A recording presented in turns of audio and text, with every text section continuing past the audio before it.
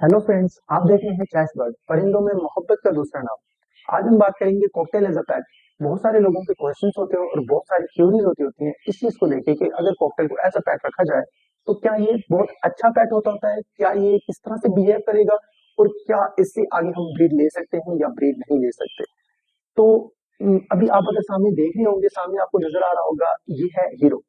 अब ये हीरो जो है बहुत ही फ्रेंडली है, इसकी 2 साल से ज्यादा की एज है। अगर मैं इसको आज भी मतलब मैं इसको बुलाता होता हूँ, मैं रेसलिंग करता होता हूँ तो ये जल्दी से मेरे पास आ जाता होता है। अगर मैं इसको फिंगर देता होता हूँ तो ये आगे बैठ जाता होता है।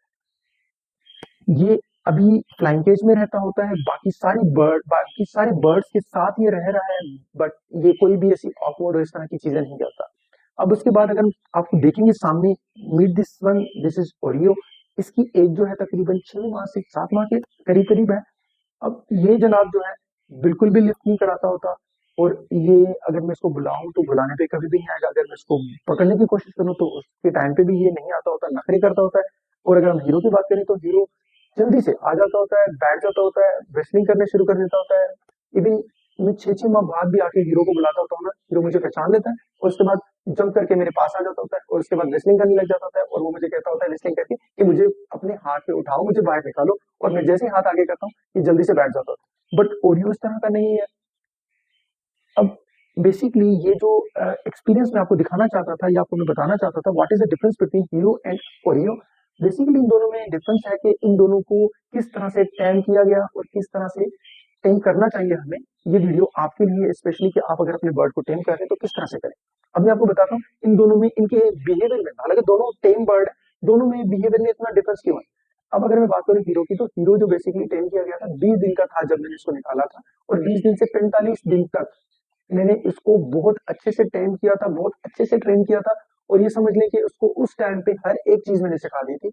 ये मेरी तरह की विस्लिंग करता होता है, कॉपी टू कॉपी मुझे विस्ल करता होता है। उसके अलावा मेरे बुलाने पे आ जाता होता है, उसके अलावा मुझे बहुत अच्छे से पहचानता है। और अगर मैं इसको आगे हाथ करूँ तो ये जल्दी से बैठ जाता होता है, ही नोस के अब मैंने बैठना है। ये मैंने उसको टेम किया विद इन 20 to 45 डेज के अंदर अंदर। अगर हम बात करते हैं ओरियो की, तो ओरियो का केस सिनेरियो उस तरह का नहीं है।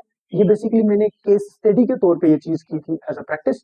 तो मैंने जब ओरियो को टाइम किया था तो ओरियो को भी मैंने 20 दिन के अंदर अंदर निकाला था। बट तब मैंने इसको टाइम नहीं किया था, जस्ट इसको मैं हैंड फीड करवाता था, अपने साथ फ्रेंडली कर दिया था। इट्स लाइक मैंने इसको कोई ट्रेनिंग नहीं दी। जब मैंने इसकी ट्रेनिंग स्टार्ट की थी तकरीबन ये समझ लें कि वो 45 से लेके 50 डेज के बाद जो है मैंने इसको टेम करना स्टार्ट किया था और इसकी ट्रेनिंग स्टार्ट कर दी थी।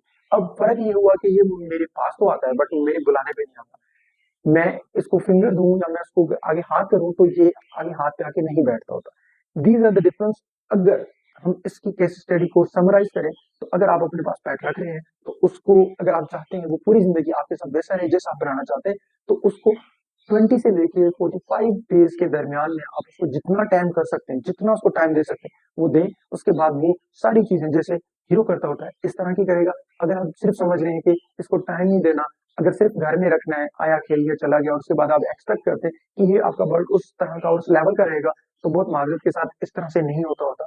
वो फिर आपका ओरियो की ही तरह बनेगा। फिर अगेन आपको उसको टाइम देना पड़ेगा, फिर उसके बहुत सारे टिप्स एंड ट्रिक्स और ट्रेनिंग्स होती है। फिर आप वो ट्रेनिंग करेंगे तब जाके होता है।